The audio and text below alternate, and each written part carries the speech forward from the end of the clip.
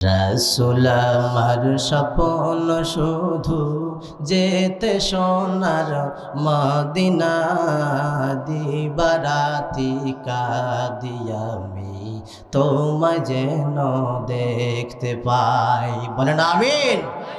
আল্লাহ রাসূলকে দেখতেছেন কারা কারা? দুটি হাত তুলে দেখান। লিল্লাহি তাকবীর। আওয়াজ হয় না, লিল্লাহি তাকবীর। রাসূল আমার স্বপ্ন শুধু যেতে সোনার মদিনা, দিবারাতি কাঁদি আমি যেন তোমায় দেখতে পাই, দিবারাতি কাঁদি আমি যেন তোমায়।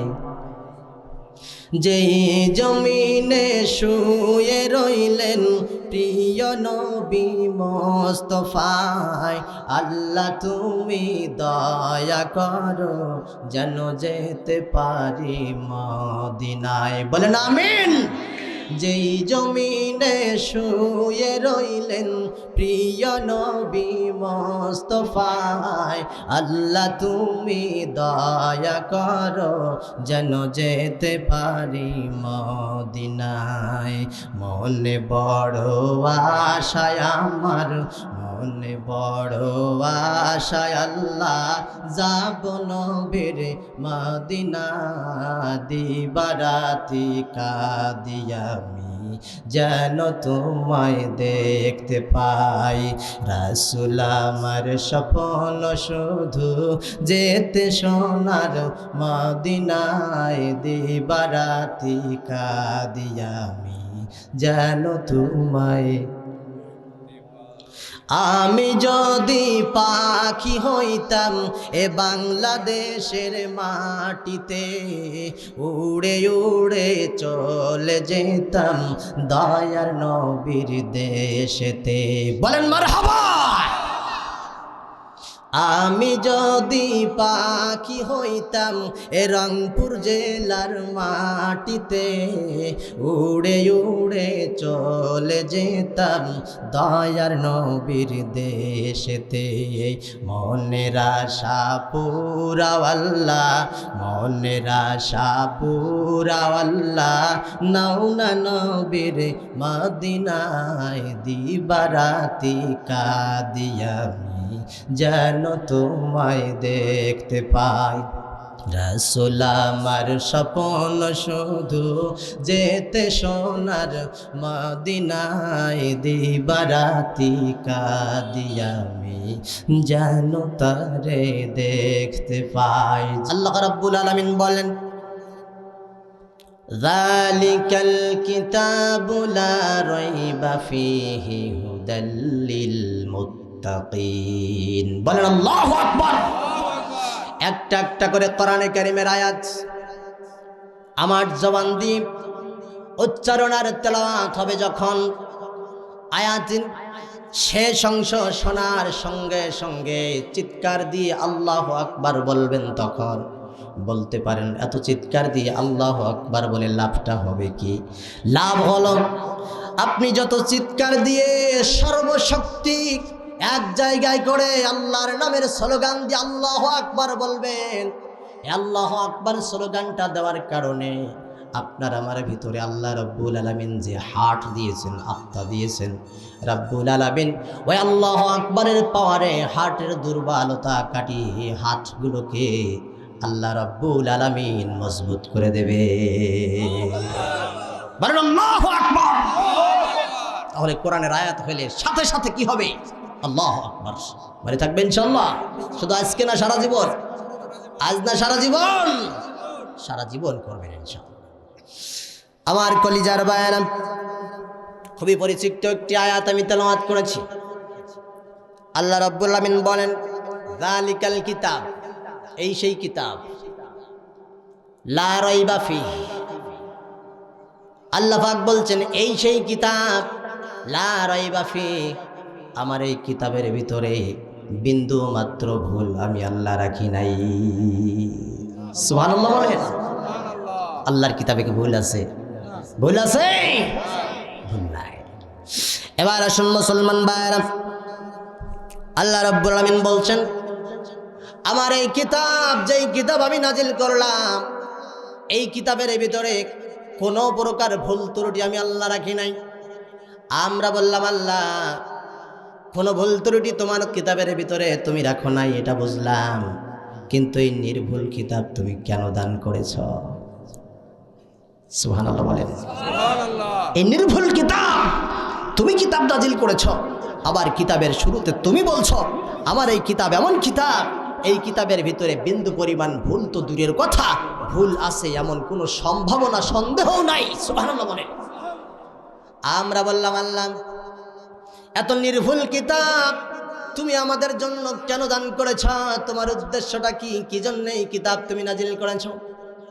আল্লাহ রাব্বুল আমিন কত সুন্দর করে আমাদেরকে জবাব দিচ্ছেন। সূরাতুল ইব্রাহিমের প্রথম আয়াতে আল্লাহ পাক ঘোষণা করছেন, আলিফ লাম রা, কিতাবুন আনজালনাহু ইলাইকা লিতুখরিজান নাসা মিনাজ যুলুমাতি ইলান নূর।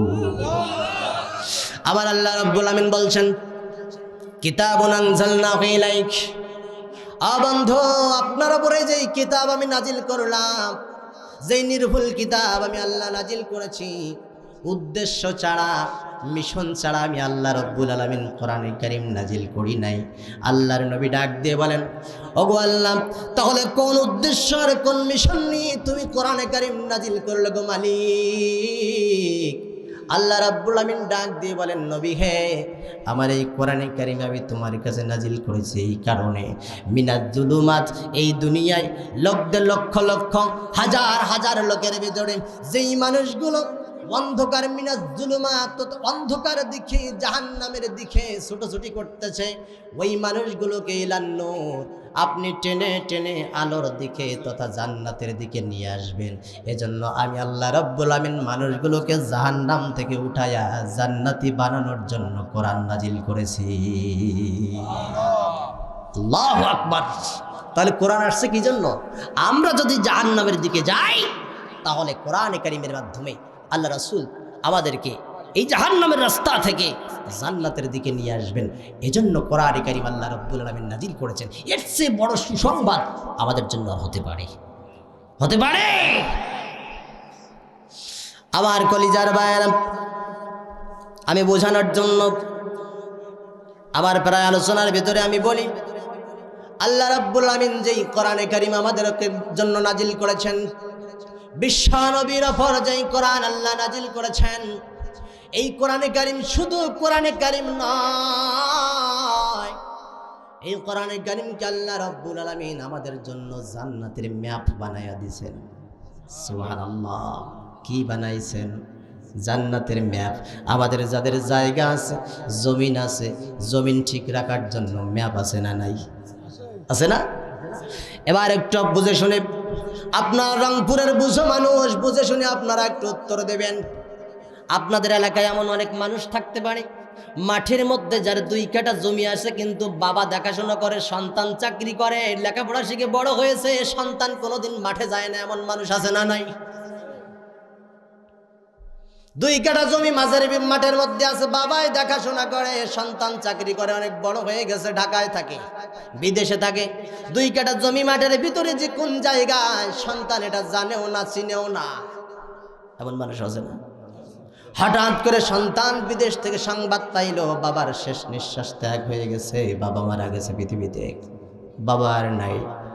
সন্তান বাড়ি আসছে, বাড়ি আসার পরে বাবার দাফন করার পরে সন্তান জীবনে ওই 2 কাঠা জমিনের উপরে যায় নাই, কিন্তু আজকে যাবে, কারণ বাবা নাই, জমি এখন কার?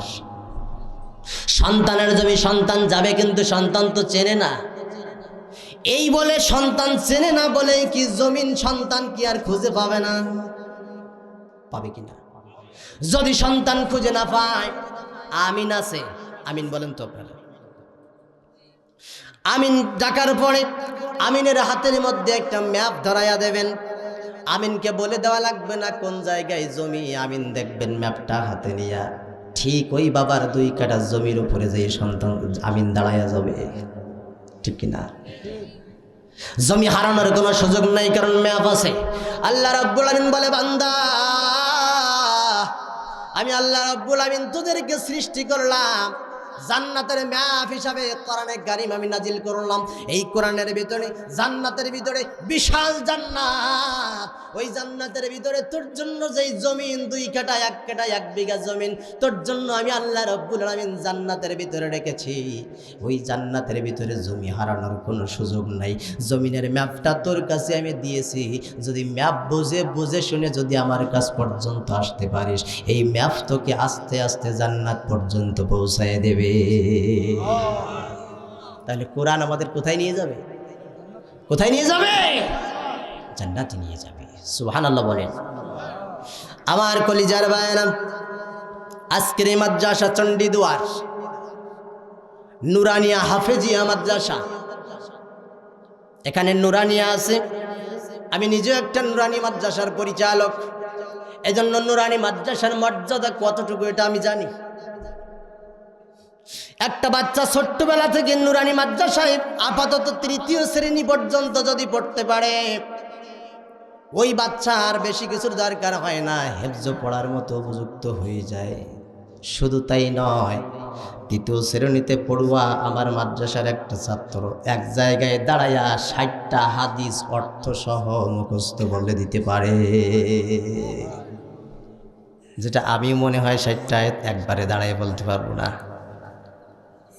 আমার মাদ্রাসার বাচ্চাগুলো স্বাভাবিক মাসলা মাসাইল যেগুলো সবগুলো দাঁড়ায়া, প্রত্যেকটা বাচ্চা দাঁড়ায়া বলতে পারে। এইরকম মাদ্রাসা প্রত্যেক গ্রামে গ্রামে দরকার আছে না নাই? আওয়াজ দিয়ে বলেন আছে না নাই? কলিজার ভাইয়েরা আমার, আল্লাহ রাব্বুল আমিন যেই কিতাব দিয়েছেন, যে কথা বলছিলাম, আল্লাহ শুরুতে বলছেন যালিকাল কিতাব লা রাইবা ফি, কোনো ভুল তো নেই, ভুল আছে এমন সম্ভাবনাও।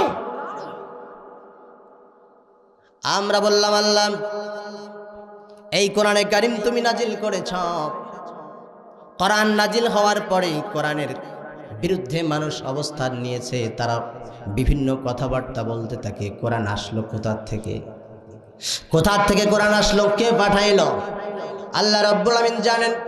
আমার এই কোরআনে কারীম পৃথিবীতে যেই মাত্র আমি পাঠাইব, আমার কোরআন পাঠানোর সঙ্গে সঙ্গে মানুষেরা কোরআনের বিরোধিতা করা শুরু করে দেবে। আছে নাকি এক শ্রেণীর মানুষ? এখন হয়তো নাও থাকতে পারে, কিন্তু বিগত কিছুদিন পূর্বের ঘটনা, এরকম একটা তাফসিরুল কোরআন মাহফিলের আয়োজন করতে গেলে বাধা ছিল কি ছিল না? এমন হয়েছে মাহফিলের ডেট নিয়েছি, পোস্টার করার আগে কমিটি ফোন দিয়ে বলে, হুজুর আপনার বায়োডাটা বলেন, বাড়ি কোথায়, বাবার নাম কি, আইডি কার্ডের ফটোকপি পাঠান। কারণ কি রে ভাই? সবগুলো থানায় দেখাতে হবে। আমার আইডি কার্ড দিকে থানা কি করবে? বলে যদি বেলাইন হয় আপনাকে ওইখান থেকে খুঁজে উঠাই নিয়ে আসবে। আমার কলিজার ভাইয়েরা, কোরআন যখন নাজিল হতে থাকলো, আবু জেহেল, আবুল আহাব, উতবা সাহেবেরা কোরআনের বিরোধিতা করা শুরু করলো। এমনকি তারা প্রশ্ন করতে থাকলো, ও মুহাম্মদ, এতদিন তুই কোরআন ছিল না, কোরআনের এই কাহিনী তো এতদিন কোনোদিন শুনি নাই, আজকে তুমি কোথায় পাইছ? কোরআন কোথা থেকে আসছে? আল্লাহ রাব্বুল আমিন ডাক দিয়ে বলেন, বন্ধু চিন্তা করবেন না, ঘাবড়ায়া যাবেন না, আপনার যেটা দরকার সাথে সাথে কাকে বলবেন? আওয়াজ দিয়ে বলেন না, কাকে বলবেন?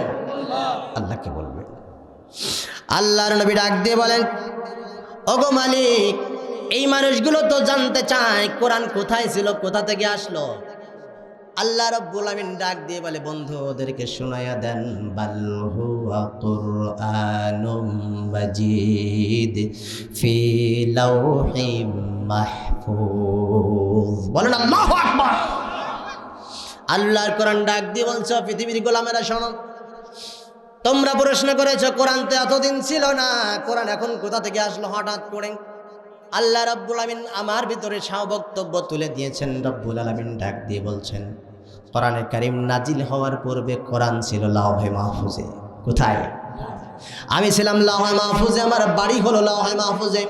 নবীর জীবনে দীর্ঘ 23 বছর ধরে স্থান কাল আর পাত্র ভেদে অবস্থা অনুযায়ী 23 বছর ধরে আস্তে আস্তে আমি পৃথিবীতে এসেছি। সুবহানাল্লাহ বলেন। এবার কাফেররা বলল, বুঝলাম কোরআন 23 বছর ধরে লাউহে মাহফুজ থেকে আসছে, কিন্তু কে পাঠাইছে কোরআন? সুবহানাল্লাহ বলেন। কোরআন বলতে পারবে কি পারবে না? আল্লাহ রাব্বুল আমিন ডাক দিয়ে বলেন, বন্ধু আপনি ঘাবড়ায়া যায়েন না, আপনি কাফেরদেরকে শোনায়া দেন।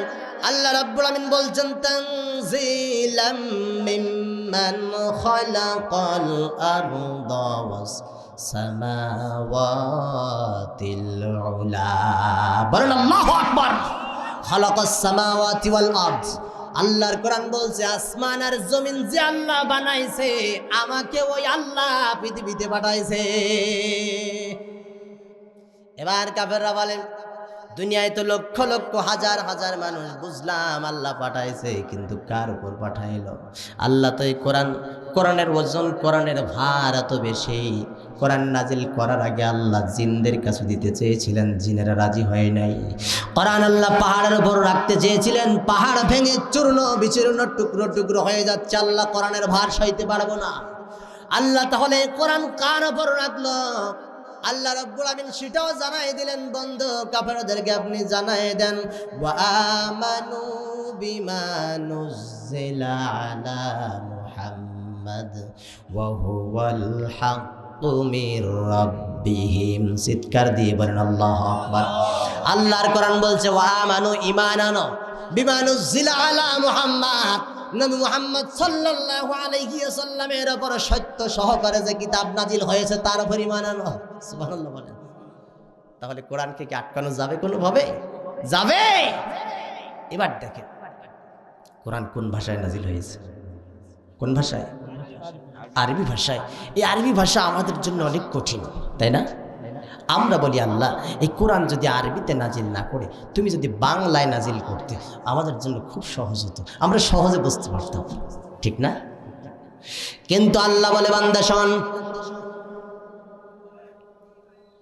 আমি কোরআনে কারীম নাজিল করলাম আরবি ভাষায়, তোদের কাছে দেখে কঠিন মনে হয়, কিন্তু না না, আমি আল্লাহ কোরআন তোদের জন্য মোটেও কঠিন করে নাজিল করি নাই, তোদের জন্য সহজ করে দিয়েছি। সুবহানাল্লাহ বলেন। আল্লাহ রাব্বুল আমিন সূরাতুল কমারের 1 নয় 2 নয় 4 আয়াতে একই কথা রাব্বুল আলামিন গুরুত্ব বোঝানোর জন্য বললেন। আল্লাহ রাব্বুল আমিন বললেন, ওয়ালাকাদ ইয়াসসারনাল কুরআনা লিযিকর ফাহাল মিন মুদ্দাকির। বলেন আল্লাহু আকবার। আল্লাহ বলছে কোরআনে কারীম তোমাদের জন্য বুঝতে আর মুখস্থ করতে আমি আল্লাহ রাব্বুল আমিন কঠিন করে নাজিল করি নাই, তোমরা যাতে বুঝতে পারো, সহজে মুখস্থ করতে পারো, এজন্য আমি আল্লাহ রাব্বুল আমিন কোরআনে কারীমকে সহজ করে নাজিল করেছি, সহজ করে দিয়েছি। এইবার দেখেন আল্লাহর কথা সত্য কি মিথ্যা একটু যাচাই করে নেন। আল্লাহর কথা সত্য না মিথ্যা? আল্লাহ বলছে কোরআন আমি সহজ করে দিয়েছি, আমরা বলছি আল্লাহ আমাদের কাছে কোরআন কঠিন মনে হয়। আল্লাহ বলছে তাহলে একটু চিন্তা করে দেখো, জীবনে কত লেখাপড়া করেছ, এমন কোনো একটা পাঠ্যপুস্তক, এমন কোনো একটা বই কি তুমি পাবা যে বইটাকে তুমি শুরু থেকে শেষ পর্যন্ত নির্ভুলভাবে মুখস্থ করে গড়গড় করে বলতে পারবা? এমন কোনো বইয়ের নাম বলতে পারবেন? পারবেন? কিন্তু আল্লাহ রাব্বুল আমিন বলেন আমার কোরআন তো এমন কিতাব, বেশি বয়সের দরকার হবে না, 7 বছর 8 বছর বয়স ছোট্ট ছোট্ট বাচ্চা সোজা করে কথাও বলতে পারে না এখনো। আল্লাহ রাব্বুল আমিন বলেন এই কোরআনে কারীম সহজ করে দিয়া এই 8 বছরের বাচ্চার সিনার মধ্যে ঢুকায়া কোরআনে কারীমকে আমি সংরক্ষণ করেছি। আমি 8 বছরের ছোট্ট একটা বাচ্চাকে ধরলাম, 8 বছরের বাচ্চা হাফেজ হয়ে গেছে, সুবহানাল্লাহ বলেন। এই বাচ্চাকে ডাকলাম, আমার পাশে বসালাম, মাথায় হাত দিয়ে বললাম বাবারে এই যে 30 পারা কোরআন মাত্র 8 বছর বয়সে তুমি মুখস্থ করে ফেলেছো, তোমার কি কষ্ট হয় না? তুমি কি ভুলে যাও না? এই বাচ্চার কাছে প্রশ্ন করার পরে তার উত্তর শুনে আমি বেশি আশ্চর্য হয়ে গেলাম। আমাকে ডাক দিয়ে বলে, হুজুর আপনি যে আমাকে বললেন ছোট মানুষ কোরআনে কারীম সিনার মধ্যে মুখস্থ করেছি, আমাকে ধরে রাখতে কষ্ট হয় কিনা? এই কোরআন ধরে রাখতে কষ্ট আমার কেমন করে হবে? আমি যখন কোরআনে কারীম পড়ার জন্য আর তেলাওয়াত করার জন্য তৈরি হয়ে যাই, বিসমিল্লাহর বা থেকে নিয়ে আমি যখন টান দিয়ে পড়তে শুরু করে দেই হুজুর, আমি যেন দেখি 30 পারা কোরআন আমার চোখের সামনে আয়নার মতো ভাসতেছে। সুবহানাল্লাহ, সুবহানাল্লাহ। হুজুর আপনি প্রশ্ন করেছেন কোরআন ভুলে যায় কিনা, বলেন আমি ভুলবো কি করে? যেই কোরআনে কারীম আমি মুখস্থ করলাম, আমি যখন এই কোরআনে কারীম তেলাওয়াত করতে যাই, আমি যেন দেখি আমার চোখের সামনে 30 পারা কোরআন আয়নার মতো ভাসতেছে। এই ক্ষমতা কে দিয়েছেন? কে দিয়েছেন? আল্লাহ দিয়েছেন। তাহলে কোরআন কি কঠিন? শুধু আমাদের একটু আন্তরিকতা দরকার, শুধু একটু আন্তরিকতা দরকার। কোরআনের পাশে একটু আমাদের বসার দরকার। আচ্ছা, কোরআনের পাশে যদি আমরা বসি আমাদের লাভ নাই? লাভ নাই? আমরা আসল স্বার্থের কথা ভুলে গেছি, আসল লাভের কথা আমরা ভুলে গেছি। আমরা প্রশ্ন করলাম আল্লাহ, এই কোরআনে কারীম যদি আমরা মুখস্থ করি, কোরআনে কারীম যদি আমরা পড়তে থাকি, কোরআনের সংস্পর্শে যদি আমরা আসতে থাকি, তাহলে আমাদের লাভ কি একটু বলে দাও? কারণ আমরা বাঙালি লাভে বিশ্বাসী, ঠিক না? যেখানে লাভ সেখানে আমরা আছি। আল্লাহ বলে ঠিক আছে রাখ, তোর আমি লাভের কথা বলে দিচ্ছি। সুবহানাল্লাহ। আল্লাহ রাব্বুল আমিন বলছে, বান্দা কোরআনে কারীম, কোরআনের পাশে তুই আসবি, কোরআন তুই মুখস্থ করবি, কোরআন ধরবি, কোরআনের সংস্পর্শে আসবি, মুহূর্তের মধ্যে তোর 2টা লাভ হয়ে যাবে। কয়টা? আওয়াজ দিয়ে বলেন কয়টা? 2টা লাভ তোর হয়ে যাবে। আল্লাহ পাক ডাক দিয়ে বলছেন, ইন্নামাল মুমিনুনা আল্লাযীনা ইযা যুকিরাল্লাহু ওয়াজিলাত কুলুবুহুম ওয়া ইযা তুলিয়াত আলাইহিম আয়াতুহু যাদাতুহুম ঈমানা ওয়া আলা রাব্বিহিম ইয়াতাওয়াক্কালুন। আল্লাহর কোরআন ডাক দিয়ে বলছে, বান্দা আমার কোরআনের কাছে আসার সঙ্গে সঙ্গে তোর 2টা লাভ হয়ে যাবে। আমরা বললাম আল্লাহ কি লাভ হবে? রব্বুল আলামিন ডাক দিয়ে বলছেন, 1 নম্বর লাভ বান্দা তোর যেটা হবে সেটা হলো, আমার কোরআনের সংস্পর্শে আসার সাথে সাথে তোর দুর্বল ঈমানটাকে আমি আল্লাহ মজবুত করে দেব। তোর নরবড়ি ঈমান কোরআনের সংস্পর্শে আসার সাথে সাথে আমি আল্লাহ পাক তোর দুর্বল ঈমানটাকে আমি আল্লাহ মজবুত করে দেব। সুবহানাল্লাহ বলেন। আমরা বললাম আল্লাহ বুঝলাম, এবার 2 নম্বর লাভ আমাদের কি হবে? রব্বে কারীম ডাক দিয়ে বলছেন, বান্দা 2 নম্বর লাভ তোর যেটা হবে, ঈমান মজবুত হওয়ার সঙ্গে সঙ্গে 2 নম্বরে আমি আল্লাহ রব্বুল আলামিনের ভয়টা তোর কলিজার ভিতরে তৈরি হয়ে যাবে। পড়েন সুবহানাল্লাহ। এখন একজন বান্দার মনের ঈমানটা যদি চাঙ্গা হয়ে যায় আর আল্লাহর ভয়টা যদি বান্দার মনের ভিতরে বসে যায়, ওই বান্দা কি কখনো আর অন্যায় পথে যাইতে পারে? যাদের হৃদয়ে আল্লাহ পাকের ভয় থাকে এই মানুষগুলো কি পথ ভুলে যায়? আর এজন্য দেখেন শিল্পী কি সুন্দর করে বলছেন, যাদের হৃদয়ে আছে আল্লাহর ভয় তারা কবু পথ ভুলে যায় না। আল্লাহর প্রেম ছাড়া এই জমিনে কারো কাছে কোনো কিছু চায় না। রাতের আধারে যারা সেজদাতে রয়, দু চোখের শ্রুতে নদী যেন বয়। রাতের আধারে ওরা সেজদাতে রয়, দু চোখের শ্রুতে নদী যেন বয়। ছলনার হাত ছানি যতই আসুক পিছনে ফিরেও তাকায় না। যাদের হৃদয়ে আছে আল্লাহর ভয় তারা কবু পথ ভুলে যায় না। কথা বলেন ঠিক কিনা? যেন আল্লাহর ভয় যার কলিজায় বসে যায় পথ ভুলে যাওয়ার সম্ভাবনা আছে। কষ্ট হচ্ছে আপনাদের? কষ্ট হচ্ছে? বেশিক্ষণ কথা বলবো না, শেষ মোনাজাত পর্যন্ত থাকবো ইনশাল্লাহ। কারা কারা থাকবো? 2টি হাত তুলে মহান মালিককে দেখিয়ে দেই। শেষ মোনাজাত না করে আমরা কেউ যাব না। কারা কারা থাকবো? 2টি হাত তুলে মহান রবকে দেখিয়ে দেন, আমরা থাকবো ইনশাল্লাহ। আসুন একটু দোয়া করি। আল্লাহুম্মা আমিন। রব্বানা যালামনা আনফুসানা ওয়া ইল্লাম তাগফির লানা ওয়া তারহামনা লানাকুনান্না মিনাল খাসিরিন। আয় আল্লাহ, তাকায় দেখো তাফসীরুল কোরআন মাহফিলে গভীর রাত পর্যন্ত শীতের রাতে এই মানুষগুলো বসে গেছে। আল্লাহ, এই কোরআনের মাহফিলে শোনার জন্য, বলার জন্য যারা আসছে, আমাদের জীবনের সমস্ত গুনাহগুলো আল্লাহ মাফ করে দাও। আয় আল্লাহ তাআলা, তোমার কোরআনের মাহফিলে বসে আকাশের দিকে দুটি হাত টান টান করে লম্বা করে দিয়ে তোমার কাছে যারা ওয়াদা করেছে, অঙ্গীকার করেছে, আল্লাহ শেষ মোনাজাত আখির মোনাজাত না করে তারা একজনও বাড়ি ফিরে যাবে না, মাঠ থেকে উঠে যাবে না। আয় আল্লাহ, তোমার ফেরেশতাদের ক্যামেরায় তুমি দেখেছ, তোমার কাছে ওয়াদা করার পরেও যদি কোনো মানুষ কোরআনের মাহফিল ছেড়ে উঠে চলে যায়, আল্লাহ তোমার সাথে মুনাফিকি করার অপরাধে হাসরের ময়দানে সব কটারে তুমি ধরে নিও। আমিন।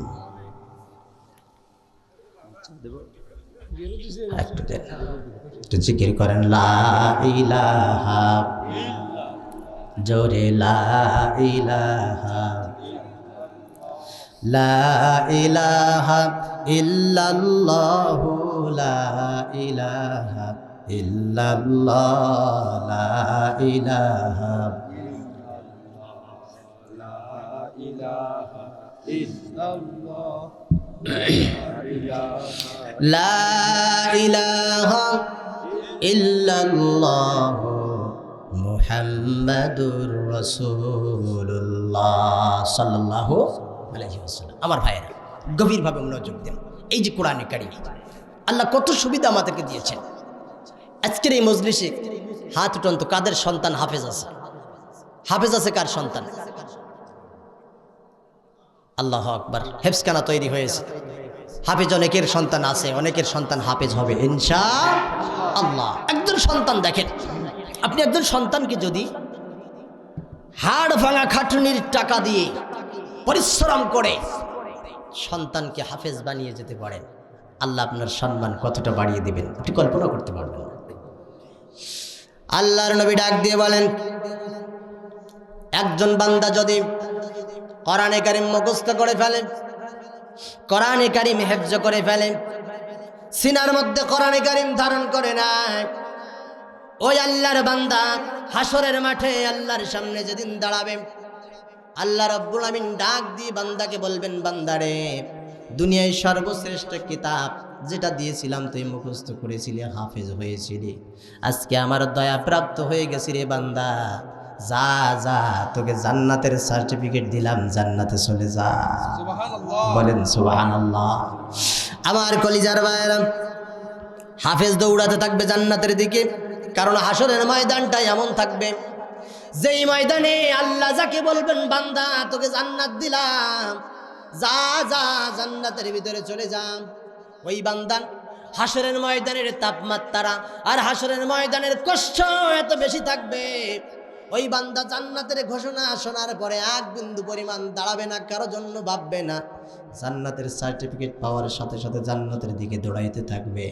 আল্লাহর বান্দা হাফেজে কোরআন জান্নাতের ভিতরে চলে যাবে। এবার আওয়াজ দিয়ে বলেন, জান্নাতে কষ্ট না শান্তি? কি আছে? কি আছে? আল্লাহর বান্দা জান্নাতের ভিতরে শান্তিতে আরামে দিন কাটাতে থাকবে। এদিকে হাসরের মাঠে বিচার চলতেছে, ফয়সালা চলতেছে। আল্লাহ রাব্বুল আলামিন কাউকে জান্নাতে দিচ্ছেন, কাউকে জাহান্নামে দিচ্ছেন। এমনি ভাবে চলতে চলতে জান্নাতে দেওয়া শেষ, জাহান্নামেও দেওয়া শেষ, হাসরের মাঠে আর কোনো মানুষ নাই, সকলের বিচার হয়ে গেছে। আল্লাহ রাব্বুল আলামিন এবার জান্নাতবাসীদের দিকে নজর করবেন। সুবহানাল্লাহ বলেন।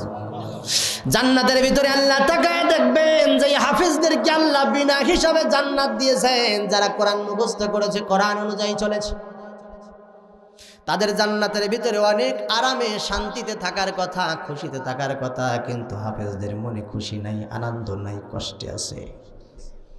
আল্লাহ রাব্বুল আলামিন ডাক দিয়ে বলবেন, হাফেজরা, হাসরের ময়দানে বিনা কারণে তোদেরকে, বিনা হিসাবে তোদেরকে জান্নাত দান করলাম, এরপরও তোদের মনের ভিতরে কেন খুশি নাই, হাসি নাই? হাফেজরা ডাক দিয়ে বলবে, আল্লাহ, এই জান্নাতের ভিতরে শান্তির কোনো অভাব নাই, আরামের কোনো অভাব নাই, কোনো যন্ত্রণা নাই, কোনো কষ্ট নাই, আরামের সাথে বসবাস করতেছি, কিন্তু কষ্ট হলো এক জায়গায়।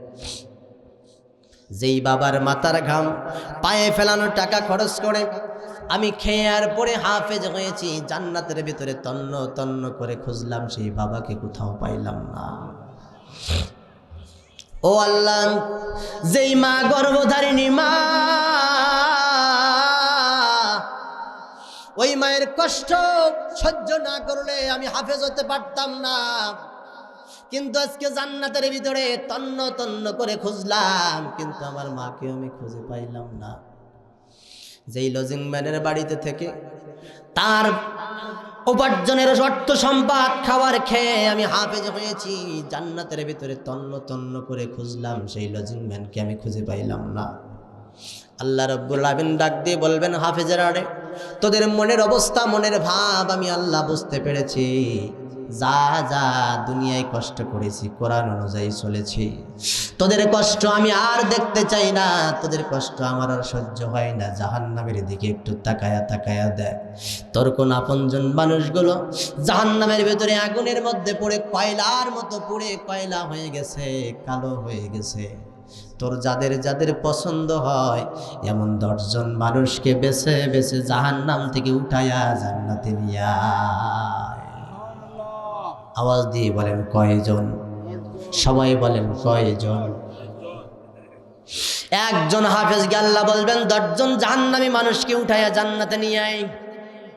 এখন আমাকে দিয়ে বলি, আল্লাহ রাব্বুল আলামিন আমাকে এখনো পর্যন্ত একটা ছেলে সন্তান দিয়েছেন, 4.5 বছর বয়স। দোয়া চাই তার জন্য। এই দুনিয়ায় কিচ্ছু চাই না, দুনিয়ায় কোনো কিছু চাওয়ার নাই, শুধুমাত্র আল্লাহর দ্বীনের জন্য কিছু কাজ করে যেতে চাই। মাহফিল করি, সারা বাংলাদেশে ঘুরে বেড়াই, সারা জেলায়, আজকে এখানে, আগামীকাল আপনার ময়মনসিংহে, সারা বাংলাদেশে সফর করি। আল্লাহর কাছে দোয়া করি, মালিক এই মাহফিল করতে যে মাহফিলটাকে যেন আমি আমার ব্যবসা বানায় না নেই। কমিটির কাছে জেনে দেখবেন, সাতক্ষীরা থেকে, সুদূর সাতক্ষীরা থেকে শুরু করে এই রংপুর পর্যন্ত চলে আসছি গাড়ির টাকা খরচ করে, একটা টাকাও এখনো নেই নাই। আমি দোয়া করি আমার সন্তানটাও যেন হাফেজ হয়।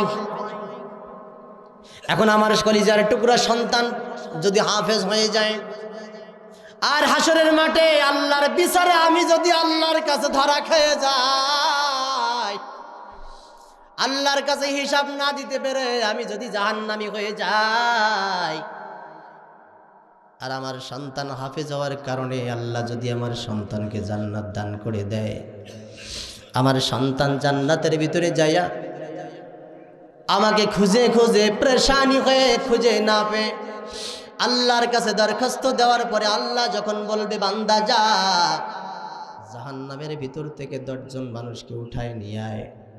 এবার আপনারা বলেন, আমার সন্তান খুঁজতে যে আমাকে আগে খুঁজবে নাকি আপনাদের আগে খুঁজবে? কাকে খুঁজবে? এজন্য প্রত্যেক পরিবারে একজন করে হাফেজ বানানোর দরকার আছে না নাই? আওয়াজ দিয়ে বলেন, আছে না নাই? একটা পরিবারে একজন সন্তান যদি হাফেজ হয়ে যায়, 10 জনের বেশি সদস্য এক পরিবারে আছে, এমন পরিবার খুবই কম আছে, ঠিক কিনা? 10 জনের বেশি সদস্য এক পরিবারে, এমন পরিবার খুঁজে পাওয়া খুবই কষ্টকর। এক মা এক বাবার 10 জনের বেশি ছেলে মেয়ে, এরকম পরিবার বর্তমান সমাজে খুব কষ্টকর পাওয়া, তাই না? আল্লাহ আপনাদের যতগুলো সন্তান দিয়েছেন, একজন সন্তান যদি হাফেজ হয়ে যায়, একজন সন্তান যদি আলেম হয়ে যায়, আর ওই একজন সন্তান যদি 10 জন মানুষকে সুপারিশ করে জান্নাতে নিয়ে যেতে পারে, আল্লাহ পাকের মেহেরবানিতে একজন হাফেজের কারণে পুরো একটা পরিবার জান্নাতি হয়ে যাবে। এজন্য এমন হাফেজ প্রত্যেক ঘরে ঘরে বসানোর দরকার আছে না নাই? আমার কলিজার ভাইয়েরা, কোরআন যেখানে আছে সেখানে শান্তি আছে, কোরআন যেখানে নাই সেখানে শান্তি থাকতে পারে। কোরআন যে জায়গায় লেগেছে সেই জায়গাটাকে আল্লাহর কোরআন সম্মানিত বানায়া দিয়েছে। কোরআন মানুষের ভিতরে ঢুকছে, হাফেজকে আল্লাহ এত সম্মান দিয়েছে, একটা পরিবার একজন হাফেজ জান্নাতে নিয়ে যাবে। সুবহানাল্লাহ বলেন।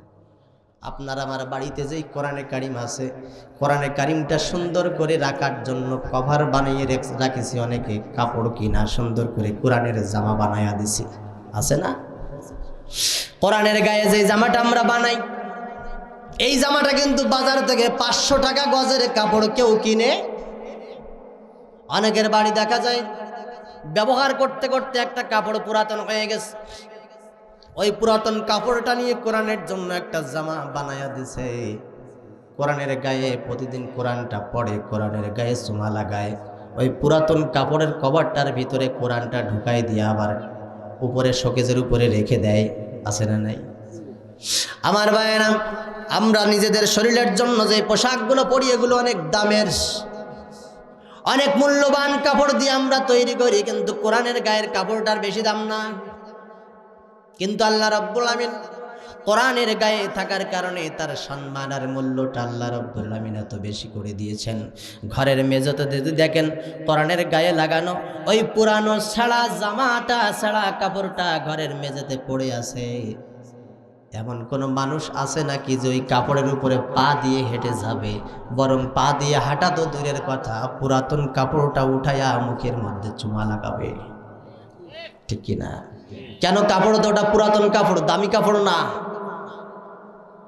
কিন্তু এই পুরাতন কাপড়, ময়লাযুক্ত কাপড়টার গায়ে মানুষ কেন চুমা লাগায়? কারণ হলো একটা, ওই কোরআনের গায়ে এই কাপড়টা থাকার মতো কিছু সময় পেয়েছে। আল্লাহর দুনিয়ায় কাঠের অভাব নাই। স্টেজের উপরে কাঠ, বসে আছি কাঠের উপরে, কাঠের উপর দিয়ে হেঁটে যাচ্ছি, কাঠের উপর দিয়ে চলে যাচ্ছি। কিন্তু কোরআনের রিয়াল বানানো হয় যে কাঠ দিয়া, ওই কাঠটা যদি মঞ্চের উপরে এখানে রাখা হয়, এমন কোনো বাপের বেটা আছে নাকি কাঠটার উপর দিয়ে মাড়াইয়া চলে যাবে? কেন? ওটাও কাঠ, এটাও কাঠ। ওই কাঠের গায়ে মানুষ পা লাগায় না, বরং জমিন থেকে উঠাইয়া হাতের মধ্যে নেয়, মুখের মধ্যে লাগাইয়া চুমা দেয়। তার কারণ হলো একটা, ওই কাঠটা এই কাঠের মতো নয়, ওই কাঠের ওপরে আল্লাহর কোরআন শোভা পেয়েছে। এজন্য আল্লাহর কোরআনে কারীম এমন একটা কিতাবের নাম, যেই কোরআন যার গায়ে লাগছে সে সম্মানিত হয়ে গেছে। কোরআনের মর্যাদা রব্বুল আলামিন সকলের জন্য সমান বানায়া দিয়েছেন। আল্লাহর কোরআনের একটা করে হরফ যদি তেলাওয়াত করা হয়, কয়টা নেকি জমা হয়? কয়টা হয়? 10টা নেকি হয়। আচ্ছা, এবার বুঝে শুনে উত্তর দেন তো, আল্লাহর কোরআনের বিধান সবার জন্য সমান। আল্লাহ রাসূল ঘোষণা করছেন, কোরআন থেকে একটা হরফ যেই তেলাওয়াত করলো তার আমলনামায় 10টা নেকি জমা হবে। কাবা শরীফের ইমাম আব্দুর রহমান আস-সুদাইস যদি কোরআনে কারীমের একটা হরফ তেলাওয়াত করে, আল্লাহর নবীর ভাষ্য অনুযায়ী একটা হরফের বিনিময়ে তিনি কয়টা নেকি পাবে? কয়টা পাবে? 10টা। কি সুন্দর কণ্ঠে তেলাওয়াত করে, তার তেলাওয়াত শুনলে জানটা জুড়িয়ে যায়, মনটা ঠান্ডা হয়ে যায়। কাবা শরীফের ভিতরে বসে বসেও যদি তেলাওয়াত করে, আল্লাহর নবীর কথা অনুযায়ী একটা হরফ তেলাওয়াত করলে কয় নেকি? আপনার আমার গ্রামের মসজিদের ভিতরে অথবা আপনার আমার গ্রামে ঘরের ভিতরে, ভাঙা ঘরের ভিতরে বসে কণ্ঠ আব্দুর রহমান আস-সুদাইসের মতো ভালো না, চেহারা আব্দুর রহমান আস-সুদাইসের মতো ভালো না, পলাটা আব্দুর রহমান আস-সুদাইসের মতো অতটা সুন্দর আর স্পষ্ট না, তারপরে ভাঙা ঘরের ভিতরে, ভাঙা মসজিদের ভিতরে কালো চেহারা মানুষের ইমাম ভাঙা ভাঙা কণ্ঠ নিয়ে যদি কোরআনে কারীমের একটা হরফ তেলাওয়াত করে, আল্লাহ রাব্বুল আলামিন তার আমলনামায় কয়টা নেকি দান করবে? কোনো পার্থক্য আসেনি। বাংলাদেশের বর্তমান প্রেসিডেন্ট ডক্টর ইউনূস সাহেব যদি কোরআনে কারীম তেলাওয়াত করে, প্রতি হরফের জন্য কয় নেকি পাবে?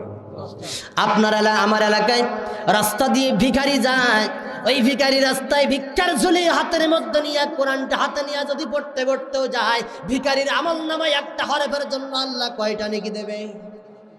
কোনো পার্থক্য আসেনি। আল্লাহর বিধান, সওয়াব উপার্জন, সওয়াব কামাইয়ের বিধানটা আল্লাহ ধনী গরিব সকলের জন্য সমান করে দিয়েছেন। কারণ আল্লাহ যেই জান্নাত বানিয়েছে ওখানে ধনী গরিবের কোনো পার্থক্য নাই। যার আমল ভালো আল্লাহ তাকেই জান্নাত দিবে। এজন্য সবাই যেন সমান হারে নেকি উপার্জন করতে পারে, এজন্য আল্লাহ রাব্বুল আলামিন সকলের জন্য বিধানটা সমান করে দিয়েছেন। বলেন আলহামদুলিল্লাহ। আমার কলিজার ভাইরা, এই কোরআনে কারীম এত বরকতপূর্ণ আর মর্যাদাপূর্ণ একটা কিতাব। আমাদের উচিত ছিল কোরআনের কারীমের প্রচারটা বেশি বেশি করার, কোরআনের মর্যাদাটা সকলের বোঝানো। কোরআনের সম্মানটা সকলের কানের মধ্যে ঢুকাই দেওয়ার। কারণ কোরআনের পক্ষে মানুষগুলো যদি জান্নাতি হয়ে যায়, আমি কোরআন পড়ার কারণে আমি জান্নাতি যদি হয়ে যাই, আর আমি কোরআন বলার কারণে শুনে আপনারাও যদি জান্নাতি হয়ে যান, আমার তাতে কোনো লস আছে? লস আছে? আল্লাহর জান্নাতে কি জায়গার অভাব আছে? এজন্য আমাদের উচিত ছিল কোরআন বলা কওয়া প্রসার করার মাধ্যমে এই জান্নাতের পথটা সকলের জন্য উন্মুক্ত করে দেওয়ার, ঠিক কি না? কিন্তু এই কপাল পড়া হতভাগা মুসলমান, আহা, আমরা বুঝলাম না, একদল কোরআনের মাহফিলের আয়োজন করে আর একদল বলে যে আমরা দেখি নেব, ঠিক না? একদল আল্লাহর দিকে ডাকে আর একদল বলে ভণ্ডামি করে ওদিকে যাওয়া যাবে না। নাউজুবিল্লাহ বলেন। আমাদের সকলের উচিত ছিল ঐক্যবদ্ধভাবে মুসলমান আমরা সবাই আল্লাহর কোরআনের এই দরজা দিয়ে ঢুকে আমরা জান্নাতের দিকে এগিয়ে যাব। এ বাংলাদেশের সব মুসলমান যদি আল্লাহর জান্নাতে জায়গা পেয়ে যায়, আমার কোনো ক্ষতি আছে? কোনো ক্ষতি আছে? বরং আমার ভূমিকা না থাকার কারণে একজন মুসলমান যদি জাহান্নামী হয়ে যায়, এইটা তো আমার জন্য কষ্টের কারণ। কথা ঠিক কিনা? কোরআনটা আমাদের সকলের জন্য মুক্ত করে দেওয়ার দরকার, ঠিক কিনা বলেন? এজন্য আমরা চাই এ কোরআন সবার ঘরে ঘরে ঢুকুক, কোরআনের হাফেজ সব ঘরে ঘরে তৈরি হয়ে যাক, মুনাফিক সমাজ থেকে দূর হয়ে যাক। সমাজের সবচেয়ে ভয়ঙ্কর হলো মুনাফিকরা। কারা? মুনাফিকরা। এরাই কোরআনের বেশি বিরোধিতা করে। আজ পর্যন্ত কি শুনেছেন বাংলাদেশে কোনো হিন্দু, কোনো অমুসলিম কোরআনের মাহফিলে বলেন বা কোরআনের প্যান্ডেলে বলেন, কোরআনের আলোচনায় বলেন, বাংলাদেশে কোনো অমুসলিম কোরআনের আলোচনায় বাধা দিয়েছে? শুনেছেন? শুনেছেন? শুনেন নাই, শুনবেনও না। কিন্তু বাধা দেয় এক শ্রেণীর মানুষ, যারা মুনাফিক। আর এই মুনাফিক অমুসলিমের ভিতর থেকে না, মুসলমানের ভিতর থেকে। আমার ভাইয়েরা, মুনাফিক অমুসলিমের ভিতর থেকে হয় না। নামাজ পড়ে, রোজা রাখে, হজ করে, যাকাত দেয়, লম্বা দাড়ি, পাঞ্জাবি গায়ে পড়ে, জুমার দিনে আগে ভাগে যে ইমামের সামনে বসে, এমন মানুষের ভিতর থেকেই মুনাফিক হয়। মুনাফিক কোনো মুসলিমের ভিতরে নাই, হিন্দুর ভিতরে নাই, কাফেরের ভিতরে নাই, মুশরিকের ভিতরে নাই, সব মুনাফিক হয় মুসলমানের ভিতর থেকে।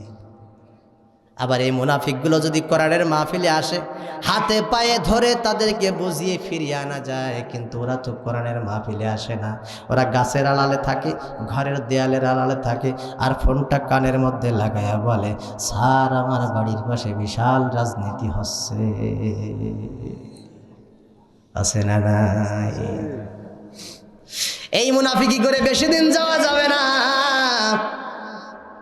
কারণ আল্লাহ রাব্বুল আমিন মুনাফিকদের ব্যাপারে বড় ভয়ঙ্কর কথা বলেছেন। আল্লাহ বলেন, সমাজের ভিতরে মুনাফিক যারা হবে, জাহান্নামের ভিতরে এদের স্থানটা হবে সকলের তলায়। মুনাফিকের উপরে মুশরিক থাকবে, তার উপরে কাফের থাকবে, তার উপরে হিন্দু থাকবে, তার উপরে অমুসলিম থাকবে। এইভাবে আল্লাহ রাব্বুল আমিন সাজাইবেন, আর সকলের নিচে মুনাফিক থাকবে। এই কাফের মুশরিক বেঈমানদের রক্তগুলো পচে আগুনে গলে গলে নিচের মধ্যে যাবে, আর মুনাফিক তলায় বসে সেটা আরামের সাথে খাবে। এই ব্যবস্থা কে করছেন? আল্লাহ রাব্বুল আমিন করে রাখছেন। সুতরাং সাবধান, মুনাফিকি বন্ধ করে দিয়ে আমরা সবাই আল্লাহর সৈনিক হতে চাই। কার সৈনিক হতে চাই? আল্লাহর সৈনিক হতে চাই। আল্লাহ কবুল করুক, বলেন আমিন। মুনাফিকদের ব্যাপারে আল্লাহ রাসূল, আল্লাহ পাক এত ভয়ঙ্কর কথা বলেছেন। আমার কলিজার ভাইরা, আল্লাহ রাসূল বসে আছেন। নবীর জামানায় মুনাফিক ছিল, মুনাফিকদের লিডার ছিল আব্দুল্লাহ বিন উবাই। আব্দুল্লাহ বিন উবাই মুনাফিকদের লিডার ছিল, মুনাফিকদের সর্দার ছিল। হঠাৎ করে আব্দুল্লাহ বিন উবাইয়ের সন্তান কাঁদতে কাঁদতে নবীর সামনে হাজির হয়ে গেছে। ওগো নবী, আমার বাবা মারা গেছে। আল্লাহর নবী ডাক দিয়ে বলেন, বাবা রে, তোর বাবা মারা গেছে, আমিও তো ছোটবেলায় বাবাকে দেখি নাই, বাবা আমার জন্মের আগে মারা গেছে। সুতরাং তোর বাবা মারা গেছে, আমার কষ্ট হয়। কি সমস্যা? কান্দিস না, বল বল। আব্দুল্লাহ বিন উবাইয়ের সন্তান ডাক দিয়ে বলে, ইয়া রাসূলুল্লাহ, আমার বাবা মারা যাওয়ার আগে কিছু ওসিয়ত করে গেছে গো নবী। আপনার কাছে ওসিয়াতগুলো খুলে বলতে বলেছেন। আল্লাহর নবী ডাক দিয়ে বলেন, কি ওসিয়াত করে গেছেন সেগুলো খুলে বলো। আব্দুল্লাহ বিন উবাইয়ের সন্তান ডাক দিয়ে বলে, ইয়া রাসূলুল্লাহ, ইয়া হাবিবাল্লাহ, আমার বাবা যখন মারা যাচ্ছে আমাকে পাশে ডাকলেন, আর ডাক দিয়ে বললেন, বাবারে আমি মারা যাওয়ার পরে নবী মুহাম্মদ সাল্লাল্লাহু আলাইহি ওয়াসাল্লামের কাছে তুমি চলে যাবে, আর নবীকে ডাক দিয়ে বলবে, আমার বাবা কিছু ওসিয়াত করে গেছে নবী। আমার বাবা মারা যাওয়ার পূর্বে আমাকে বলে গেছে, আমি মারা যাওয়ার পরে আমার গায়ে যে কাফনের কাপড়টা পরাইবা, বাজার থেকে কোনো কেনা কাপড় তুমি নিয়ে আসবা না, আমার গায়ের মধ্যে নবীজির বাদ দেওয়া ছেঁড়া জুব্বাগুলো তুমি কাফন বানাইয়া দিবা। ওগো নবী, আমার বাবা বলেছে আমি মারা যাওয়ার পরে আমার যখন জানাজার নামাজ হবে, আমার জানাজার নামাজটা যেন স্বয়ং আল্লাহর নবী পড়াইয়া দেয়, আর কেউ যেন না দাঁড়ায়। ওগো নবী, আমার বাবা আরা বলে গেছেন জানাজার নামাজের পরে আপনি নবী যেন আমার বাবার দাফন কাজটা করে দেন, দাফন না হওয়া পর্যন্ত কবরের পাশ থেকে যেন আপনি না যান। আল্লাহর নবী বলেন, বাবা কান্দিস না, চল তোর বাবার গোসল করাবো, জানাজার নামাজ পড়াবো, দাফন করে দেব। আল্লাহর নবী আব্দুল্লাহ বিন উবাইয়ের সাথে সন্তানকে সঙ্গে নিয়ে আল্লাহর নবী চলে আসছেন লাশের কাছে। নবী গোসল করাইলেন, কাফন পরাইলেন, খাটিয়া নিলেন, জানাজার নামাজের স্থানে চলে গেলেন। আল্লাহর নবী আব্দুল্লাহ বিন উবাই, মুনাফিকদের লিডার, মুনাফিকদের সরদার, লাশটা নিয়ে আল্লাহর নবী দাঁড়াইবেন জানাজার নামাজে। এমন সময় হযরত ওমর পিছন থেকে নবীকে সংকেত দিয়েছেন, ইয়া রাসূলুল্লাহ, আপনি কার জানাজার নামাজ পড়াইতেছেন? যে আব্দুল্লাহ বিন উবাই ছিল মুনাফিকদের সরদার, তার কারণে ইসলামের যতটা ক্ষতি হয়েছে কোনো মুসলমান, কোনো কাফেরের দ্বারা এত বেশি ক্ষতি হয় নাই, কারণ সে গোপনে গোপনে ইসলামের ক্ষতি করেছে।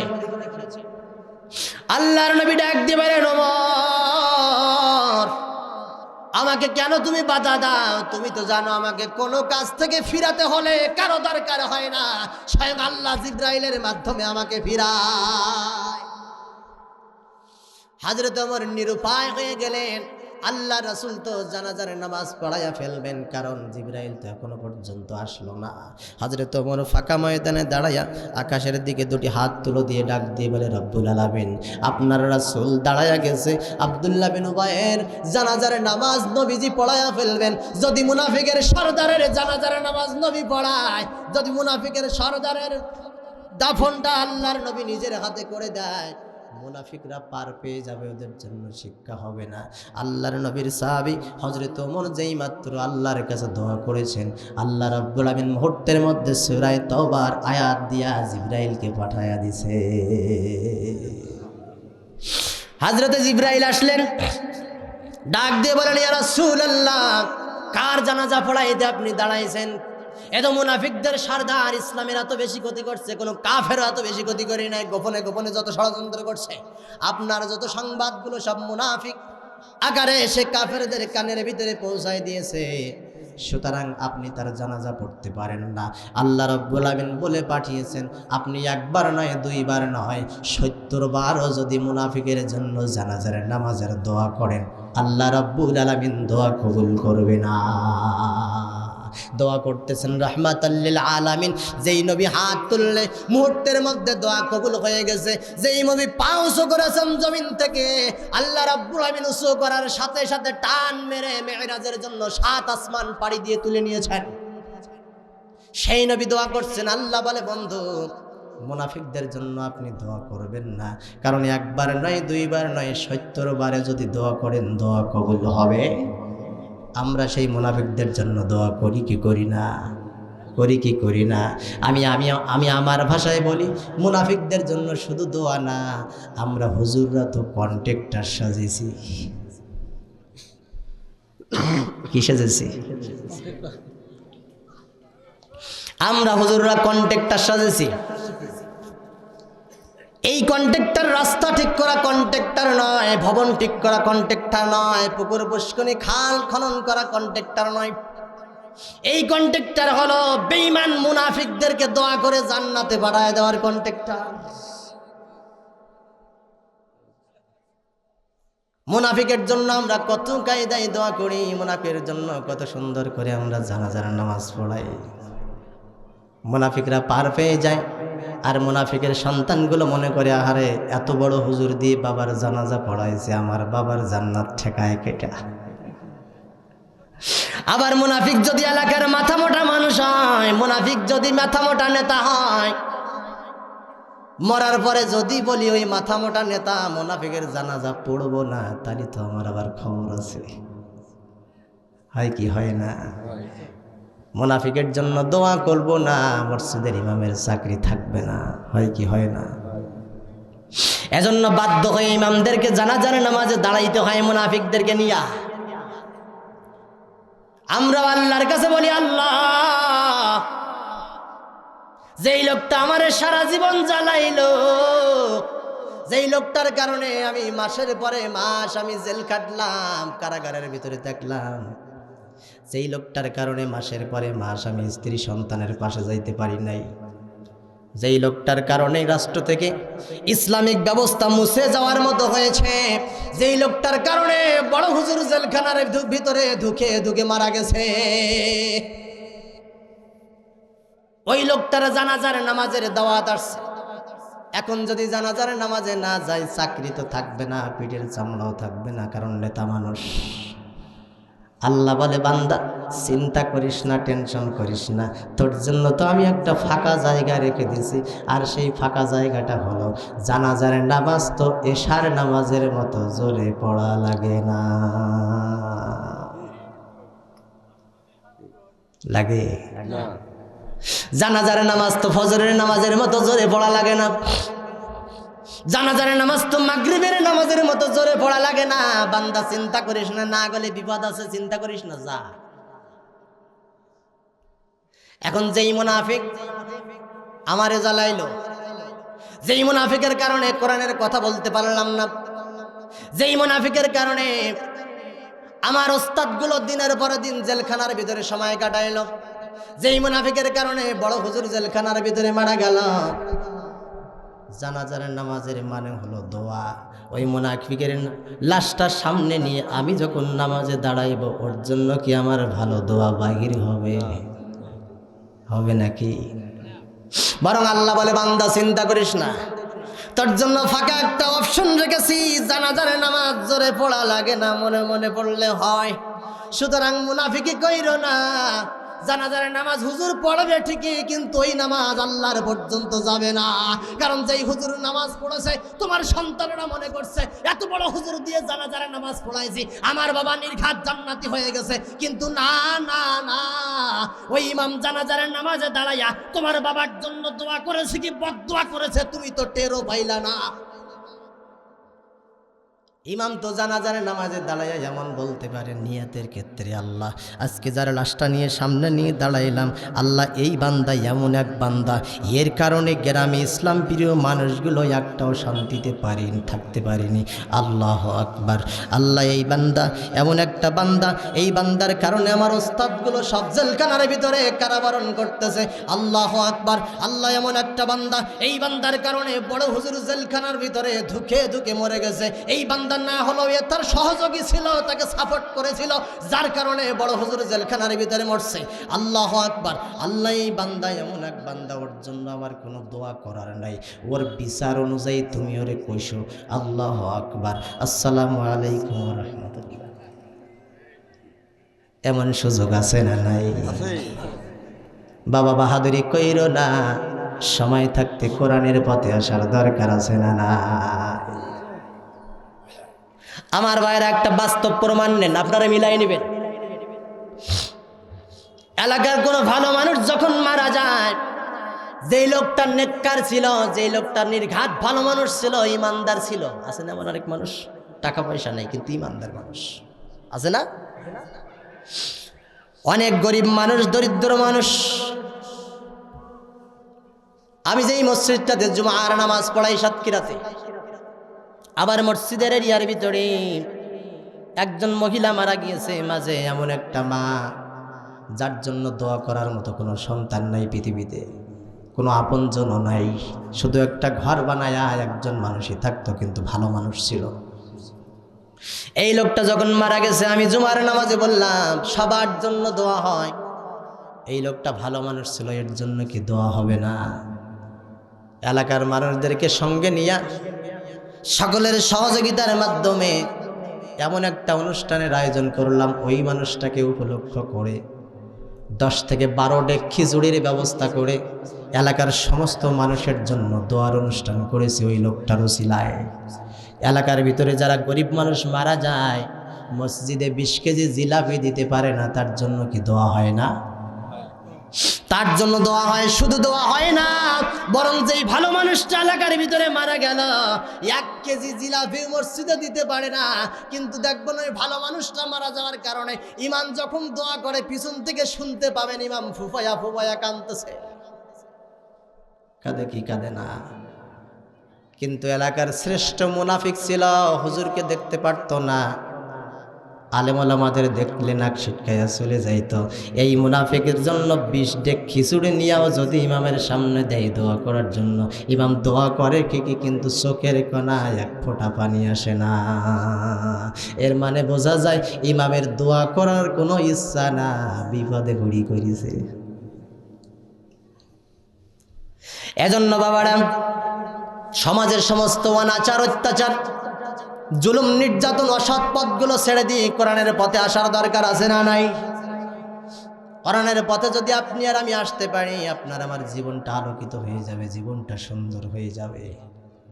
কোরআনের পথ একমাত্র জান্নাতের পথ, কোরআনের পথ একমাত্র বেহেশতের পথ, আর কোনো পথে শান্তি থাকতে পারে না। কোরআনের আইন যেই জায়গায় আছে, কোরআনের আইন যেখানে বাস্তবায়ন আছে, কোরআনের কথা যেই জায়গার মানুষ মেনে চলে, ওইখানে শান্তিতে আল্লাহ ভরপুর করে দেয়। যেই সমাজে কোরআন আছে সেই সমাজে শান্তি আছে, যেই সমাজে ইসলাম আছে সেই সমাজে শান্তি আছে, যেই সমাজে আল্লাহর বিধানের বাস্তবায়ন আছে সেই সমাজে শান্তি আছে, ঠিক কিনা? যেখানে কোরআন নাই, কোরআনের আইনের বাস্তবায়ন নাই, সেখানে শান্তি থাকতে পারে? আপনার আমার সমাজে সুদ আছে না নাই? সুদ আছে? আছে আপনাদের এলাকায়? গোটা পৃথিবীতে বিধর্মীরা খুবই সুন্দরভাবে সূক্ষ্ম কৌশলে সমিতির নামে প্রত্যেক ঘরে ঘরে সুদের কারবার ঢুকাই দিয়েছে। কারণ ওরা জানে যে সুদের কারবার যদি ঘরে ঘরে ঢুকাই দেওয়া যায়, সুদ এমন একটা অপরাধ, যেই অপরাধের ভিতরে যদি মুসলমানকে জড়াই দেওয়া যায়, ওই মুসলমান আজ যাই করুক না কেন, ঈমান নিয়ে আপাতত কবরে যেতে পারবে। আজকে মাহফিলগুলোতে গেলে বলে, হুজুর সুদের বিরুদ্ধে একটু বললেন, সুদ এলাকায় চরম হারে বেড়ে যাচ্ছে। আমি বলি, ও ভাই, সুদের বিরুদ্ধে আমি কি কথা বলবো? সুদের বিরুদ্ধে কইতে গেলে আল্লাহ রাসূলের ওই হাদিস তো আমার আগে মনে পড়ে যায়। আল্লাহর নবী বলেছেন, 1 টাকা যে সুদের খাইল, 36 বার নিজের মায়ের সাথে জিনা করল। বলেন নাউজুবিল্লাহ। 1 টাকা যে সুদের খাইল, 36 বার নিজের আপন মায়ের সাথে জিনা করার গুনাহ তার আমলনামায় চলে গেল। ও ভাই, আপনাদের কাছে প্রশ্ন করতে চাই, যে জানে সুদ খাইলে 1 টাকা খাইলে 36 বার, বাদ দেন, সুদ খাইলে মায়ের সাথে জিনা করার গুনাহ হয়, এই কথা জানার পরেও যে ছাগল খায়, ও ছাগল কি আমার অজে মানুষ হবে? যে জানে যে সুদ খাইলে মায়ের সাথে জিনা করা হয়, এটা জানার পরেও যে খায়, ও কি আমার অজে মানুষ হবে? ওর জন্য দরকার কোরআনের একটা আইন। কয়টা আইন? কোরআনের শুধুমাত্র একটা আইন। কোরআন এই পরিস্থিতি পাল্টে দিতে পারে 1 রাত্রের ভিতরে। বাংলাদেশের 300 আসনের ভিতরে 151 জন এমপি যদি আমরা সংসদে এমন এমপি পাঠাইতে পারি, যে এমপিগুলো সুদ খায় না এরা সুদের বিরুদ্ধে কয়, যে এমপিগুলো হারাম খায় না এরা হারামের বিরুদ্ধে কয়, যে এমপিগুলো দুর্নীতি করে না এরা দুর্নীতির বিরুদ্ধে কয়, যে এমপিগুলো মানুষকে দিয়ে মানুষকে খুন করায় না এরা মানুষকে ভালোর পথে ডেকে নেয়, এমন 151 জন এমপি যদি সংসদের ভিতরে আমরা পাঠাইতে পারি, আজকের রাত্রে যদি 151টা হাত উঠিয়ে সংসদের ভিতরে আইন তৈরি করে দেয়, আগামীকাল সকাল থেকে বাংলাদেশের আনাচে কানাচে কোনো জায়গায় সুদ চলবে না। আল্লাহর কসম, সকাল হওয়ার আগে দেশ থেকে সুদ পালিয়ে চলে যাবে। ওয়াজ করার দরকার হবে না। সব জিনিস ওয়াজ করে পরিবর্তন করা যায় না, কারণ আল্লাহ বলছে ফি কুলুবিহিম মারাদা, কিছু মানুষের কলিজা অপরাধ করতে করতে এত শক্ত হয়ে গেছে, ওদের কলিজায় মোহর পড়ে গেছে, যতই বলো না কারো ওরা ফিরবে না। ওদের জন্য দরকার কোরআনের আইন। কিসের আইন? ধর্ষণ আছে না নাই? ধর্ষণ আছে? ধর্ষণের বিচারও আছে। ধর্ষক জেলখানায় যায়, জেলখানায় যেয়ে মনে মনে চিন্তা করে, যদি এই জেলখানার থেকে একবার ছাড়া পাই, আমার নামে যে মামলা করিয়েছে ওর 14 গোষ্ঠীরই এবার দেখিয়ে নেব। আছে না নাই? কিন্তু কোরআনের অনুযায়ী, কোরআনের আইন অনুযায়ী একটা ধর্ষককে ধরে আপনাদের এই বাজারের 3 রাস্তার মুখে কোরআন অনুযায়ী যদি একটা ধর্ষকের বিচার হতো, ওপেনলি প্রকাশ্যভাবে 3 রাস্তার মুখে একজন ধর্ষককে ধরে যদি কোরআন অনুযায়ী বিচার করে দেওয়া হতো, আল্লাহর কসম এই গ্রামে একজন যুবক যদি ধর্ষণ করার চিন্তা করত, চিন্তা করার আগে 10 বার সে একা আকাশে বসে ভাবতো ধর্ষণ করব কি করব না। শুধুমাত্র কোরআনের একটা আইন বাস্তবায়ন করার কারণে। এজন্য আল্লাহ রাব্বুল আলামিন বলেন, যেখানে কোরআন আছে সেখানে শান্তি আছে, যেখানে কোরআন নাই সেখানে শান্তি নাই, সেখানে শান্তি থাকতে পারে। এজন্য কোরআন দিয়ে আমরা সমাজ গড়তে চাই। কোরআনের প্রতিটা ক্ষেত্রে আমরা সমাজের প্রতিটা ক্ষেত্রে আমরা কোরআনের আইন বাস্তবায়ন করতে চাই। বলেন আমিন। আল্লাহ কবুল করে, বলেন আমিন। সম্মানিত উপস্থিতি, কষ্ট হচ্ছে আপনাদের? শেষ করে দেবো ইনশাআল্লাহ। আমার কলিজার ভাইয়েরা, এই কোরআন এমন একটা কিতাবের নাম, কোরআনের প্রচার যখন শুরু হয়ে গেল, কাফের বেঈমান আর মুশরিকরা কোরআনের বিরুদ্ধে উঠে পড়ে লেগে গেল। কোন জায়গায় কোরআনের ফুল ধরা যায়? আল্লাহ বলছে যালিকাল কিতাব লা রাইবা ফিহি, এটা এমন একটা কিতাবের নাম যেই কিতাবের ভিতরে কোনো ভুল নাই। কাফেররা বলেন এটা মানতে পারলাম না। তাহলে মানতে যদি না পারি তাহলে তো ভুলটা বাহির করে দেখানোর দরকার, ঠিক না? উঠে পড়ে লাগছে যে ভুল কোথায়, দিনের পরে দিন চেষ্টা করে, কিন্তু আল্লাহ বলছে ভুল নেই। কোন কাফের কি কোরআনের ভুল বাহির করতে পারবে? পারবে? আল্লাহর নবীর কাছে কোরআন নাজিল হচ্ছে দিনের পরে দিন। আল্লাহ রাব্বুল আমিন কোরআন নাজিল করতেছেন, কার কাফেররা চতুর্দিকে ছড়িয়ে দেয়, মুহাম্মদ বানিয়ে বানিয়ে কয়। নাউজুবিল্লাহ, কোরআন কি বানিয়ে বানিয়ে বলা যায়? বলা যায়? আল্লাহ রাব্বুল আমিন ডাক দিয়ে বলছেন, ও কাফেররা, এই কথা আর একবারও বলো না। আমি আল্লাহ রাব্বুল আমিনের ঘোষণা হলো, ওয়া মা ইয়ানতিকু আনিল হাওয়া ইন হুয়া ইল্লা ওয়াহয়ু ইউহা। চিৎকার দিয়ে পড়েন আল্লাহু আকবার। আল্লাহ রাব্বুল আমিন বলছেন, আমার রাসূল কোরআনের নামে যত কথা বলেছে নিজের পক্ষ থেকে বানানো কোনো কথা রাসূল বলেন নাই। আল্লাহর নবী যত কথা বলেছেন পুরা কথাগুলো ছিল জিবরাইলের মাধ্যমে পাঠানো ওহী। সুবহানাল্লাহ বলেন। এরপরেও কাফেরদের গলাবাজি বন্ধ হয় না। দিনের পরে দিন ওরা বলে কোরআন বানিয়ে বানিয়ে মুহাম্মদ কয়। আল্লাহ রাব্বুল আমিন সহ্য করতে পারলেন না। আরশের মালিক আরশ আজিম থেকে আল্লাহর নবীর কষ্ট দেখে, এই কথার কারণে নবীজির কষ্ট দেখে আল্লাহ রাব্বুল আমিন নবীজির পক্ষে কাফেরদের বিরুদ্ধে চ্যালেঞ্জ গ্রহণ করেছেন। সুবহানাল্লাহ বলেন। আল্লাহ চ্যালেঞ্জ দিয়েছেন, কাফেররা তোমরা তো শুনবা না, তবে একটু চ্যালেঞ্জে আসো। আল্লাহ রাব্বুল আমিন বলছেন, ওয়া ইন কুনতুম ফি রাইবিম মিম্মা নাযালনা আলা আবদিনা ফাতু বিসূরাতিম মিন মিথলি ওয়াদউ শুহাদাআকুম মিন দুনিল্লাহি ইন কুনতুম সাদিকিন। বলেন আল্লাহু আকবার। আল্লাহ রাব্বুল আমিন ডাক দিয়ে বলছেন, কাফেররা তোমরা তো শুনবা না, কিন্তু আমার নবীর পক্ষে আমি তোমাদের কাছে চ্যালেঞ্জ করলাম, যদি আমার নবী কোরআন বানাইতে পারে, আমার রাসূলকে যদি তোমরা সাধারণ কোনো মানুষ ভাবো তোমাদের মতো, তাহলে আমার রাসূল যদি বানাইতে পারে তাহলে তোমরাও তো বানাইতে পারবা, ঠিক না? রাসূল যদি তোমাদের মতো সাধারণ মানুষ মনে করো, তাহলে নবী যদি বানাইতে পারে তোমরা তো বানাতে পারো। আল্লাহ রাব্বুল আলামিন বলছেন, কাফেররা যদি তোমাদের এমন ধারণা হয়ে থাকে তাহলে ফাতু বিসূরাতিম মিন মিসলি, যদি তোমরা পারো কোরআনের মতো করে একটা সূরা তোমরা একটু বানায়া দেখাও। বলেন আল্লাহু আকবার। আল্লাহ রাব্বুল আলামিনের এই ঘোষণার পরে কাফেররা উঠে পড়ে লাগছে, কিভাবে কোরআনের একটা সূরা বানানো যায়? যদি একটা সূরা বানাইতে পারি তাহলে তো আল্লাহর চ্যালেঞ্জ আমরা মোকাবেলা করে ফেলবো। মুহাম্মদকে আর আমরা বাহির হতে দেব না ঘর থেকে। কিতাবের মধ্যে আসছে কাফেররা দিনের পরে দিন, রাতের পরে রাত চেষ্টা করতেছে, কাগজের পরে কাগজ, কলমের পরে কলম শেষ হয়ে যাচ্ছে, কিন্তু পারতেছে এক পর্যায়ে আল্লাহ রাব্বুল আমিন কোরআন নাজিলের ধারাবাহিকতা অনুযায়ী সূরাতুল কাউসার নাজিল করলেন। সূরা কাউসারের ভিতরে রব্বুল আমিন কয়টা আয়াত দিয়েছেন? সবাই পড়েন আমার সাথে, ইন্না আ'তাইনাকাল কাউসার ফাসাল্লি লিরাব্বিকা ওয়ানহার ইন্না শানিআকা হুয়াল আবতার। বলেন আল্লাহু আকবার।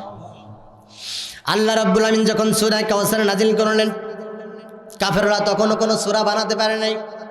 আল্লাহ রাসূল ইন্না আ'তাইনাকাল কাউসার ফাসাল্লি লিরাব্বিকা ওয়ানহার,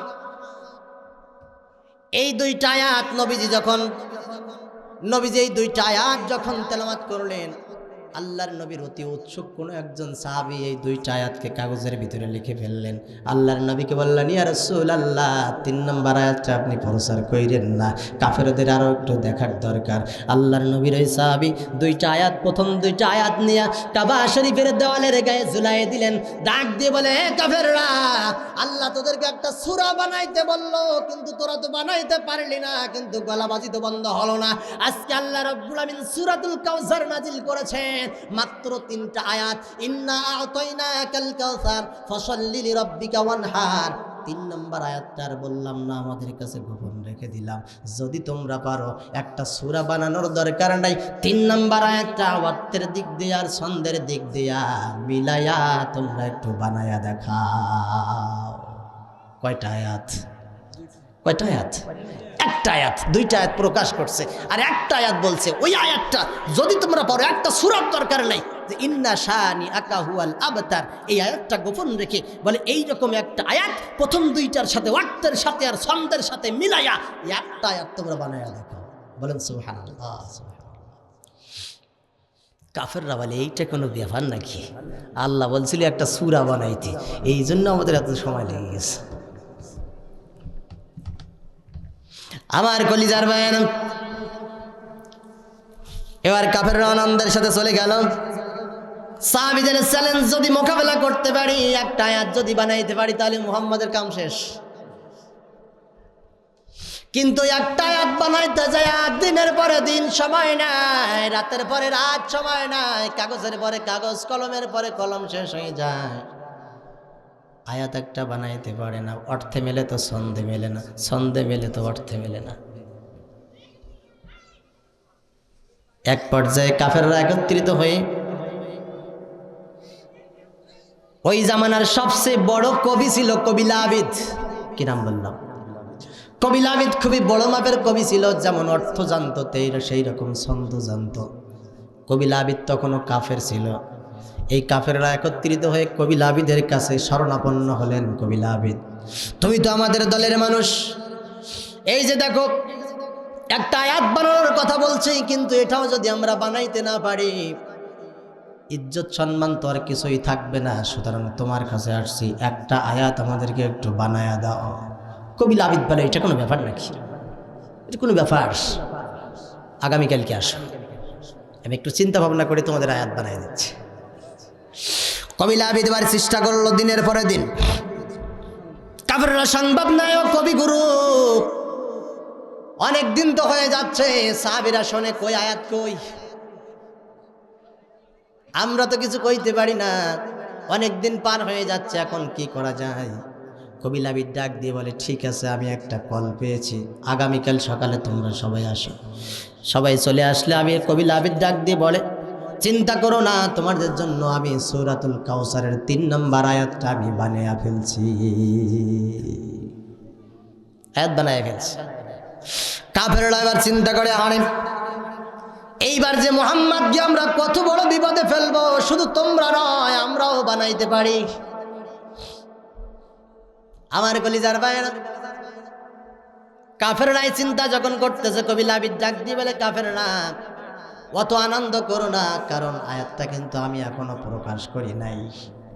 কবিলা আবিদ এবার প্রকাশ করতেছে 2টা আয়াত, সাহাবীরা প্রকাশ করছে। 1 নাম্বার হলো ইন্না আ'তাইনাকাল কাউসার ফাসাল্লি লিরাব্বিকা ওয়ানহার, আর কবিলা আবিদ যেটা বানাইছে সেটা হলো লাইসা হাযা মিন কালামিল বাশার। বলেন আল্লাহু আকবার।